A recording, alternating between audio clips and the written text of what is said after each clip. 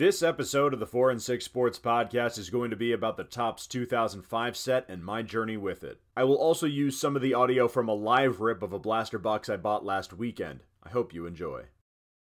Stacked one by one in my wooden box of baseball cards sit hundreds of cards I collected as a kid, most of which I honestly do not remember holding, let alone buying. But scattered throughout as I flipped through it one August day last year was a handful of 2005 cards. They're pretty recognizable. The base card has a white border with a lot, and I mean a lot, of room up top for the player's name printed in chrome. The player's picture is surrounded by another border. This time it's two team colors that swap like threads in a rope at the top and the bottom. To my knowledge, that is the last year Topps had the print year on the front of the flagship cards. They did it in 2002 and 2000 as well. Unlike most of the cards in my collection up to that point, I knew where these ones came from. It's the story for many kids, and mine is no different. My dad was the one buying the packs and letting me open them to see what we'd get. When the 05 set hit the shelves, I was about to turn 9 years old. I did what just about any kid my age would do, save them for later. They might be worth something one day. Well, that day became August 19th, 2023. Their worth hadn't exactly gone up. The most expensive card in the set is a Justin Verlander rookie card, and one just sold on eBay for a whopping $25. The value that I was talking about was the nostalgia of this set. That was back when I could shut down the side on the Little League mound wearing an Angels shirt and matching Velcro hat. We won it all that year, by the way. I was determined to build this set. The checklist goes up to 734, but the number is actually 733. In 1996, Topps made a commemorative Mickey Mantle card following his death in 95. It was the number 7 card in the checklist, matching his jersey number with the Yankees. The following year, 1997, Topps removed the number 7 card from the checklist altogether. It remained retired until 06, when Topps added a Mantle card back into the set. From 06 to 2012, Topps had a Mantle card in that number 7 spot and matched the design as they would for any active athlete. Then in 2013, the Mantle cards disappeared entirely from the set. The number 7 entered a Tom Brady second retirement until Topps added it back into the 2017 run, making Gary Sanchez the first active player since 1995 to own the number 7 spot on the checklist. All of that to say, the 2005 print was the last year before the Mantle cards became regulars in the set, so our checklist looks like 4, 5, 6, 8, 9, 10, and so on. After digging through my box of cards, I came up with 63 from 05, all from Series 1. That probably means my dad bought a blaster and I just lost a few at some point. I added 30 new cards from a lot on eBay for $8.11, so that made the first dent in the Series 2 portion of the checklist. 5 packs of Series 1 cards were delivered to my doorstep in September, and that gave me 33 new cards. It was a slight bummer because that meant 17 were duplicates or inserts that aren't on the list. Pickups from a local shop and a card show added 2 to the Series 1 set and 2 to Series 2. And remember what I said about losing a few? When I was packing up to move, an Adam Dunn card fell off the shelf as I pulled the box down. That brought us to 99 for Series 1.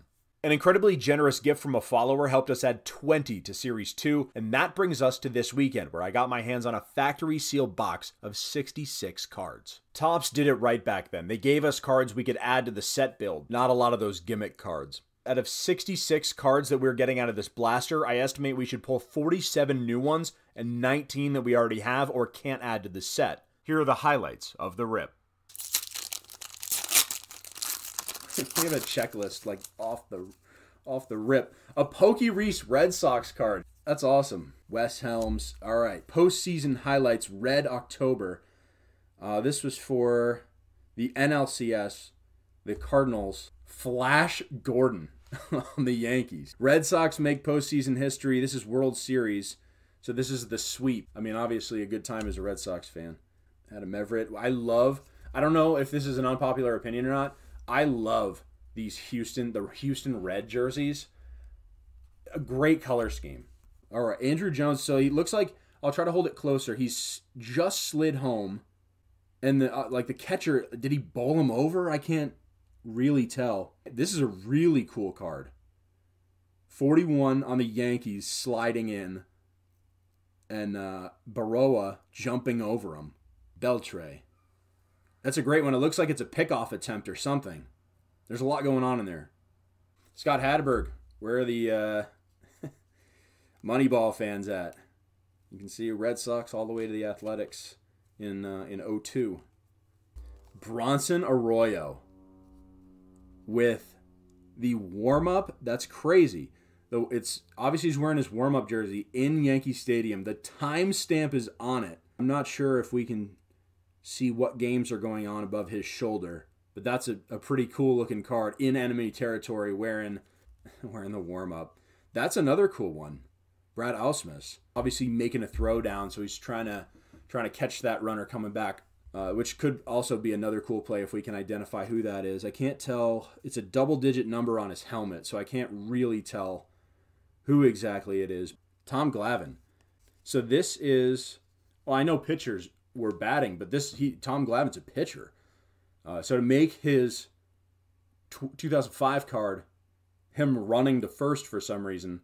Now, I don't know if that's like he shouldn't have gotten walked, right? So maybe he's like, I don't know, maybe he's just dogging out a ground out or something. I think this is a pretty cool card. Sean Casey blowing some bubble gum here, holding on to the ball. Yeah, he's first base, so he's kind of, or maybe he's not holding on to the ball, but he's just like got his glove tucked up by him. We end on Greg Maddux. Long history here. 1986 with the Cubs, goes to the Braves for about a decade, goes back to the Cubs. And that's our final card in this set. After the rip, it was time to sort these cards out. I was expecting 19 duplicates or non-usable inserts, and we ended up with a total of 9. 57 new cards were added to this set, bringing us to 156 for Series 1. Hopefully we can add to this set over time. It's one that I am absolutely determined to finish.